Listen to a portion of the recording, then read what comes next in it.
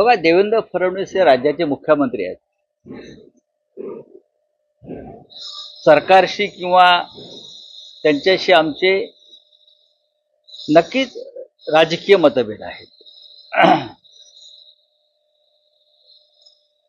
राजकीय मतभेद असल्यावरती एकमेकांवर टीका होते. महाराष्ट्रातलं वातावरण हे नुसतं टीकेपुरतं आता मर्यादित राहिलेलं नसून जहरी टीका व्हायला लागली.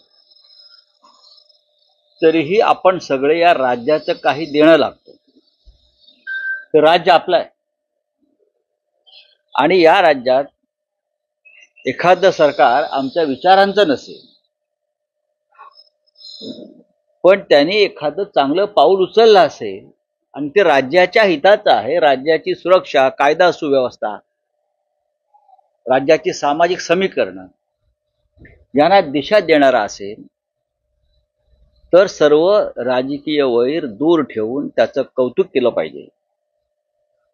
ही कायम शिवसेनेची भूमिका हिंदू हृदय सम्राट शिवसेना प्रमुख बाळासाहेब ठाकरे यांच्यापासून आहे.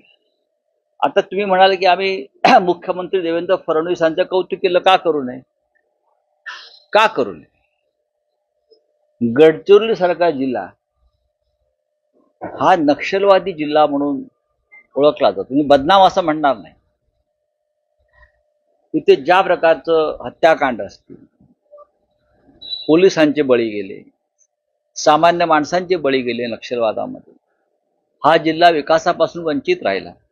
या जिल्ह्या ही गडचिरोली चंद्रपूर ही खरं म्हणजे सुवर्णभूमी आहे. ही सुवर्णभूमी आहे. इकडलं जे मायनिंग आहे, खाण उद्योग आहे, जसं काल त्यांनी सांगितलं मुख्यमंत्र्यांनी, ही पोलाद सिटी म्हणून ओळखली जाईल. जमशेदपूर नंतर जर गडचिरोली पोलाद सिटी जर बनवणार असतील आणि तिकडल्या बेरोजगारांच्या हाताला का मिळून नक्षलवाद दूर होणार असेल, तर ते या राज्याच्या हिताचं आहे. मी असं पाहिलं की देवेंद्र फडणवीस यांच्या समोर 10 खतरनाक नक्षलवाद्यांनी आत्मसमर्पण केलं. त्यांनी शस्त्र हाती ठेवलं आणि संविधान हाती घेतलं. याचं प्रत्येक मराठी माणसाला आणि भारतीयाला याचं कौतुक वाटलं पाहिजे. नरेंद्र मोदींनी जेव्हा चांगली कामं केली तेव्हा आम्ही त्यांचं कौतुक केलेलं आहे, टीकाही केलेली आहे.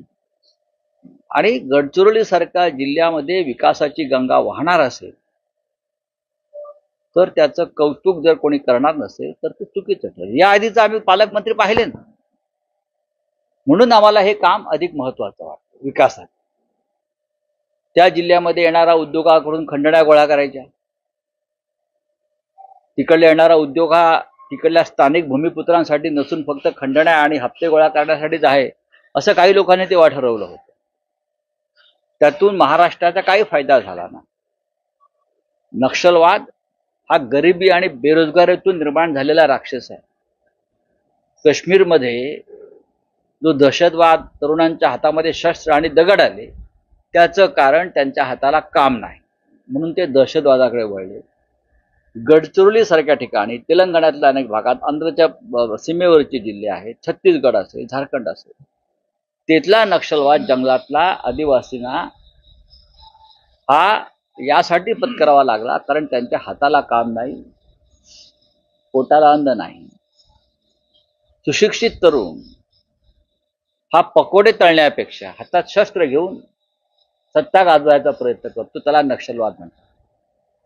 आणि तो जर असा नष्ट होणार असलेल्या महाराष्ट्रात आणि या राज्याचे मुख्यमंत्र्यांनी ते पाऊल उचललं असेल तर ते पाऊल अत्यंत विधायक आहे राज्यासाठी आणि त्याचं अभिनंदन आणि कौतुक करणं हे आमचं सगळ्यांचं कर्तव्य आहे.